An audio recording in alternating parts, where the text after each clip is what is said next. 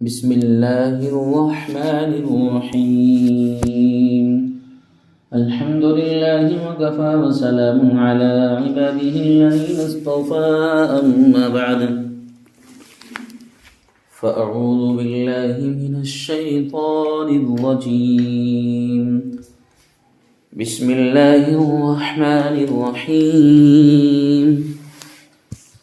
من كفر بالله من بعد إيمانه إلا من أكره وقلبه مطمئن بالإيمان ولكن من شرح بالكفر صدرا فعليهم غضب من الله ولهم عذاب عظيم ذلك بأنه مستحب الحياة الدنيا على الآخرة وأن الله لا يهدي القوم الكافرين أولئك الذين طبع الله على قلوبهم وسمعهم وأبصارهم وأولئك هم الغافلون لا جرم أنهم في الآخرة هم الخاسرون صدق اللہ العظیم۔ حاضرین محترم، سورہ النحل کی یہ چند آیات ہیں جو میں نے آپ حضرات کے سامنے تلاوت کی ہیں۔ ان آیات میں اللہ تبارک و تعالیٰ نے ان لوگوں کے لیے وعید فرمائی ہے جو شیطانی وساوس سے متاثر ہو کر ایڑیوں پر پلٹ جاتے ہیں۔ قرآن مجید کی آیات سے ایمان والوں کا تو ایمان تازہ ہوتا ہے، ان کے تمام شبہات دور ہو جاتے ہیں اور انہیں استقامت کی دولت نصیب ہوتی ہے۔ البتہ شیطان کچھ لوگوں کے ذہنوں میں ایسے شکوک و شبہات پیدا کرتا ہے تو وہ ان شبہات اور شیطانی شبہات سے متاثر ہو کر ایمان لانے کے بعد منکر ہو جاتے ہیں۔ ان آیتوں میں اللہ تبارک و تعالیٰ نے انہی کم نصیب انسانوں کا ذکر کیا ہے۔ اللہ ارشاد فرماتے ہیں من کفر باللہ من بعد ایمانہ الا من اکرہ وقلبہ مطمئن بالایمان، جس نے ایمان لانے کے بعد اللہ کا انکار کیا اور وہ مرتد ہو گیا تو اس پر اللہ رب العزت کا غضب ہے اور وہ شدید ترین عذاب میں مبتلا ہوگا، مگر وہ شخص مستثنا ہے جس پر زبردستی کی گئی جبکہ اس کا دل ایمان پر مطمئن ہو، یعنی جس نے ظلم سے مجبور ہو کر محض جان بچانے کے لیے کلمہ کفر زبان سے ادا کر دیا اور دل ایمان پر مطمئن تھا تو وہ کافر و مرتد نہیں ہوا اور اس سے کوئی مؤاخذہ نہیں ہے۔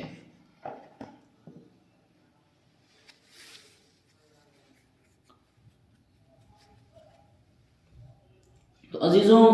دیکھیے اس آیت کریمہ میں اللہ تبارک و تعالیٰ نے ارتداد یعنی دین سے پھر جانے پر سخت وعید اس کا ذکر کیا ہے۔ مرتد پر اللہ تبارک و تعالیٰ کا غضب بھڑک جاتا ہے اور اس کا ٹھکانہ جہنم ہوتا ہے، کیونکہ ارتداد بغاوت ہے اور بغاوت بھی کس سے ہے؟ رب العالمین سے۔ ایسے منحوس آدمی پر جس قدر بھی اللہ تبارک و تعالیٰ کا غضب ٹوٹے کم ہے، اسے جہنم کی جس بھٹی میں بھی اللہ رب العزت جھونک دے وہ بالکل برحق ہے۔ اس لیے مومن کو ہمیشہ ارتداد سے پناہ مانگنی چاہیے۔ ایمان کی حلاوت آدمی کو اس کے بغیر حاصل نہیں ہو سکتی کہ اس کو ایمان کے بعد کفر کی طرف پلٹنے سے اتنی نفرت ہو جیسے آگ میں ڈالے جانے سے ہوتی ہے۔ بخاری مسلم میں اس روایت کو حضرت انس رضی اللہ تعالیٰ عنہ نے ذکر کیا ہے کہ آدمی ایمان کی حلاوت اسی وقت محسوس کر سکتا ہے کہ جب اس کے اندر اتنی نفرت پیدا ہو جائے کفر سے کہ جس طرح آدمی کو آگ میں ڈالنے سے پریشانی اور نفرت ہوتی ہے، اسی طرح اس کو اس پر نفرت ہو جائے کہ ایمان کے بعد وہ کلمہ کفر پر اگر آ جائے گا تو اتنی نفرت جب تک اس کے اندر نہیں آئے گی اس وقت تک ایمان کی حلاوت کو محسوس نہیں کر سکتا۔ حضور صلی اللہ علیہ وسلم نے حضرت معاذ بن جبل رضی اللہ عنہ کو جو 10 وصیتیں فرمائی ہیں، ان میں سے پہلی وصیت یہ ہے کہ اللہ کے ساتھ کسی کو شریک نہ ٹھہرانا، اگرچہ تمہیں قتل کر دیا جائے اور جلا دیا جائے۔ یہی مقام عظیمت بھی ہے، خواہ آدمی کی جسم کی بوٹی بوٹی کر دی جائیں، ہر حال میں اس کو دین حق پر جمع رہنا چاہیے، ہر حال میں اس کو دین حق پر جمع رہنا چاہیے۔ بے شمار واقعات ہیں اس کے، بلال حبشی رضی اللہ تعالیٰ عنہ کا ہے، عمار بن یاسر رضی اللہ تعالیٰ عنہ کا ہے، اور اسی طرح عمار، ان کے والد حضرت یاسر اور ان کی والدہ سمیہ رضی اللہ تعالیٰ عنہ۔ دیکھو پورا ایک قافلہ ان کا، اور ان کا پورا گھرانہ ایسا جو اس طرح کی پریشانیوں میں بھی اپنے ایمان میں ذرہ برابر بھی شک پیدا نہیں کیا، انہوں نے اپنے ایمان کی حلاوت کو ختم کیا۔ بلال حبشی رضی اللہ تعالیٰ عنہ کا واقعہ سنا آپ نے؟ یعنی ایمان پر استقامت اور ایمان پر مضبوطی اتنی ہونی چاہیے کہ بلال حبشی کا جو آقا تھا امیہ بن خلف، دوپہر کے وقت ٹھیک جبکہ دھوپ نہایت تیز ہوتی ہے اور پتھر آگ کی طرح تپنے لگتا تھا، حضرت بلال رضی اللہ تعالیٰ عنہ کو گرم پتھر پر لٹا کر سینہ مبارک پر ایک بھاری پتھر رکھ دیتا تھا تاکہ ہل نہ سکے، اور پھر کہتا کہ تو اسی طرح مر جائے گا، اگر تو نجات چاہتا ہے تو محمد کا انکار کر، لات و عزا کی پرستش کر۔ طرح طرح کی پریشانیاں تھی، کبھی ذرا پہنا کر تیز دھوپ میں بٹلاتا، اور کبھی گلے میں رسی ڈال کر لونڈوں کے حوالے کر دیتا۔ وہ تمام شہر میں حضرت بلال حبشی رضی اللہ تعالیٰ عنہ کو گھسیٹتے پھرتے، مگر حضرت بلال رضی اللہ تعالیٰ عنہ کے پائے استقامت اور ان کے ایمان کی ثبات میں اور ایمان کی مضبوطی میں حرکت بھی نہ ہوئی، جنبش نہ آتی۔ وہ احد احد، ایک اللہ ہی کہتے رہتے تھے۔ یہی حال ہے عمار بن یاسر رضی اللہ تعالیٰ عنہ کا ہے، بلکہ ان کے پورے خاندان کا تھا۔ مکے میں ان کا کوئی قبیلہ اور کنبہ نہیں تھا جو ان کا حامی مددگار ہوتا۔ قریش نے اس خاندان کے ساتھ جو ظلم و بربریت کا مظاہرہ کیا ہے، اللہ اکبر، اسے لکھتے ہوئے قلم بھی تھراتا ہے، آنکھیں پرنم ہے، آنکھیں ڈگمگانے لگتی ہیں، دل پھٹے کا پھٹا رہ جاتا ہے جب عمار بن یاسر رضی اللہ تعالیٰ عنہ کی تاریخ کو لکھا جاتا ہے۔ ان کمبختوں نے حضرت عمار رضی اللہ تعالیٰ عنہ کی ناتوا اور پاک باز والدہ محترمہ سمیہ رضی اللہ تعالیٰ عنہ تک کو اپنے جور و ستم کا ایسا نشانہ بنایا کہ عین دوپہر کے وقت ان کو لوہے کی ذرا پہنا کر چلچلاتی دھوپ میں کھڑا کر دیا۔ ایک روز سامنے سے ابو جہل آ گیا، اس نے حضرت سمیہ رضی اللہ تعالیٰ عنہ کی جائے سطر میں ایک برچھی ماری اور شہید کر دیا۔ شرمگاہ میں ایک برچھا مارا، شہید، مگر خدا کی اس بندی کے قدم دین اسلام سے ذرہ برابر میں ڈگمگائے۔ اس نے جان آفری کے حوالے کر دی، آفری کے حوالے کر دی، مگر ایمان کی دولت کو اور ایمان پر اس نے آج نہیں آنے دی۔ اللہ تبارک و تعالیٰ نے ان کے درجات کو بلند سے بلند فرمائے، اور تمام مسلمان مردوں اور عورتوں کو ان کی زندگی کا نمونہ بننے کی سعادت نصیب فرمائے۔ حضرت صلی اللہ علیہ وسلم حضرت عمار رضی اللہ تعالیٰ اور ان کے والد حضرت یاسر اور ان کی والدہ سمیہ کو جب مصیبت میں دیکھتے تو فرماتے، اے آل یاسر صبر کرو۔ کبھی یہ فرماتے، اے اللہ تو آل یاسر کی مغفرت فرما، کبھی یہ فرماتے تم کو بشارت ہو۔ حضرت عمار رضی اللہ تعالیٰ عنہ کو قریش دوپہر کے وقت تپتی ہوئی زمین پر لیٹاتے، اس قدر مارتے کہ بے ہوش ہو جاتے، کبھی پانی میں غوطہ دیتے، کبھی انگاروں پر لیٹاتے۔ اس حالت میں جب حضرت صلی اللہ علیہ وسلم ان کے پاس سے گزرے تو سر پر ہاتھ پھیرتے اور فرماتے، یا نار کونی بردا وسلاما علی عمار کما کنتی علی ابراہیم، اے آگ تو عمار کے حق میں بالکل ٹھنڈی بن جا جس طرح حضرت ابراہیم علیہ السلام کے لیے ٹھنڈی بن گئی تھی۔ عزیزوں، اس سے چند نمونے ہیں، نمونے کے طور پر اسلام کی تاریخ کے چند واقعات ہیں، ورنہ اسلامی تاریخ میں استقامت اور صبر و تحمل کے لیے اور اپنے ایمان پر مضبوطی کے لیے جتنے واقعات ہیں ان کو لکھنے کے لیے دریاؤں کی روشنیاں بھی کافی نہیں ہیں۔ اللہ تعالیٰ ہم سب کو دین پر جمائے اور ہمیں وہ حوصلہ اور جذبہ عطا فرمائے کہ ہم دنیا کی بڑی سے بڑی مصیبت کو جو اللہ کے راستے میں پیش آئے خندہ پیشانی سے برداشت کر لیں۔ دیکھیے عزیزوں، یہ میں نے 2-3 واقعات آپ کے سامنے رکھے ہیں کہ ایمان پر کیسی پختگی ہونی چاہیے۔ ایمان کو چھوڑ دینا، کلمہ کفر پر آ جانا، مرتد ہو جانا اور کلمہ کفر کو اپنا لینا، اصل حکم تو یہ ہے کہ آدمی ساری چیزوں کو قربان کر دے، 100,000 جانیں قربان کر دے، مگر اللہ تعالیٰ نے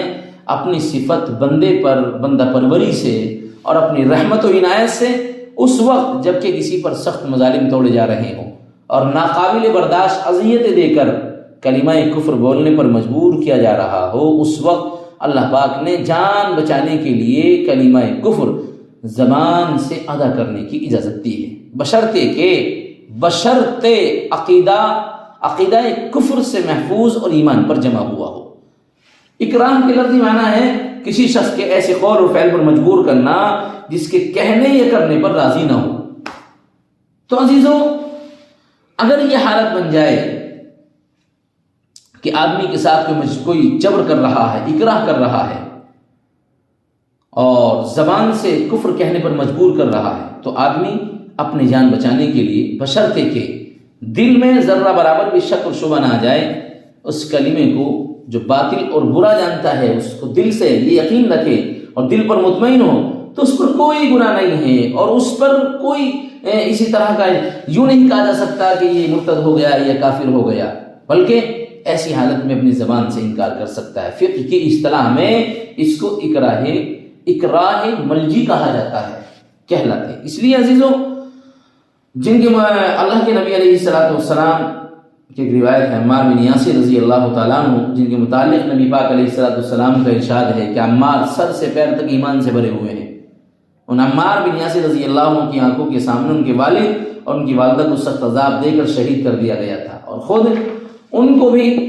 ناقابل برداشت اذیتیں دی گئیں۔ انہوں نے جان کے خوف سے بتوں کی کچھ تعریف کر دی اور آپ حضور صلی اللہ علیہ وسلم کی شان میں کچھ نازیبہ کلمات کہہ ڈالے۔ ان کی مجبوریوں کی وجہ سے اور ان کے جبر اور غیروں کے اہل مکہ کے اکرام و مجبوری کی وجہ سے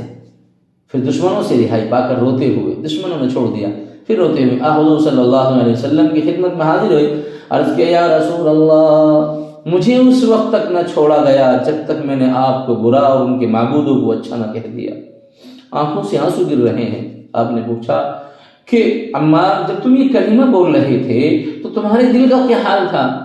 حضرت عمار انہوں نے عرض کیا، ایمان پر پوری طرح مطمئن تھا، میرے ایمان میں ذرہ برابر بھی شک نہیں تھا، میں اپنے دل پر پوری طرح مطمئن تھا۔ حضور صلی اللہ علیہ وسلم نے ارشاد فرمایا کہ اگر وہ پھر اس طرح کا ظلم کریں تو تم پھر یہی بات کہہ دینا۔ عزیزوں، یہ بیہقی نے اور طبرانی نے اس روایت کو ذکر کیا ہے۔ اس لیے اگر کہیں ایسے حالات بن جائیں تو فقط زبان سے انکار کر سکتا ہے، دل میں ایمان پر مضبوط رہنا چاہیے۔ اللہ تبارک و تعالی فرماتے ہیں کہ ایسا شخص کہ جو ظاہری طور پر اور کھلم کھلا زبان اور دل کے ساتھ کلمہ کفر کو قبول کر رہا ہے، اس کے لیے اللہ کا سخت عذاب ہے۔ اللہ چاہے جس طرح چاہے عذاب دیں گے۔ ترجمہ سن لیں۔ من کفر باللہ من بعد ایمانہ الا من اکرہ وقلبہ مطمئن بالایمان ولکن من شرح بالکفر صدرا فعلیہم غضب من اللہ۔ ایمان لانے کے بعد، ایمان لائے پیچھے اللہ کے ساتھ کفر کرے، مگر جس شخص پر زبردستی کی جائے بشرطے کہ اس کا قلب ایمان پر مطمئن ہو، لیکن ہاں جو جی کھول کر کفر کرے تو ایسے لوگوں پر اللہ کا غضب ہوگا اور ان کو بڑی سے بڑی سزا ہوگی۔ ذالک بأنہ مستحب الحیاۃ الدنیا علی الآخرہ، یہ اس سبب سے ہوگا کہ انہوں نے دنیاوی زندگی کو آخرت کے مقابلے میں پیارا رکھا۔ وَأَنَّ اللَّهَ لَا يَهْدِي الْقَوْمَ الْكَافِرِينَ، اور اس وجہ سے ہوگا کہ اللہ تعالیٰ ایسے کافر کو ہدایت نہیں کرتا۔ أُولَٰئِكَ الَّذِينَ طَبَعَ اللَّهُ عَلَىٰ قُلُوبِهِمْ، جو آدمی کلمہ ایمان کو چھوڑ دے، کلمہ توحید کو، اور کفر پر آ جائے تو ایسے لوگوں کی حالت کیا ہو جاتی ہے؟ اللہ فرماتے ہیں یہ وہ لوگ ہیں کہ اللہ نے ان کے دلوں پر اور ان کے کانوں پر، ان کے آنکھوں پر مہر لگا دی ہے، اور یہ لوگ بالکل غافل ہیں۔ لا جرم انہم فی الآخرۃ هم الخاسرون، لازمی بات ہے کہ آخرت میں یہ لوگ بالکل گھاٹے میں رہیں گے۔ اللہ تعالی عمل کی توفیق عطا فرمائے۔ اللہ ایمان کی حلاوت پر، اللہ ایمان کی حلاوت ہمیں نصیب فرمائے۔ اللہ ایمان پر استقامت اور اللہ تبارک و تعالی ایمان کی ثبات پر ہمیں قائم فرمائے۔ اللہ ہمیں کفر سے اسی طرح کی کراہیت پیدا فرمائے ہمارے دلوں میں، جس طرح نبی علیہ الصلوۃ والسلام نے فرمایا کہ آگ میں جانے سے انسان جو ہے کراہیت محسوس کرتا ہے۔ اللہ تعالی ہمیں ہمارے ایمان پر جمنے کی توفیق عطا فرمائے۔